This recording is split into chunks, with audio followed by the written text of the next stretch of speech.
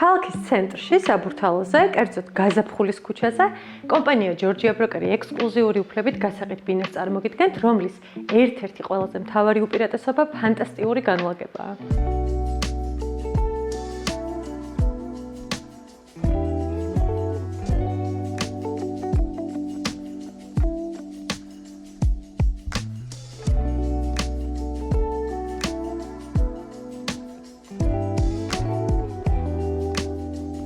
ბინის სრული ფართი 134 კვადრატული მეტრია, სადაც გათვალისწინებულია 3 ნათელი საძინებელი, დიდი ზომის სტუდიო მისაღები, 2 სველი წერტილი და 2 აივანი.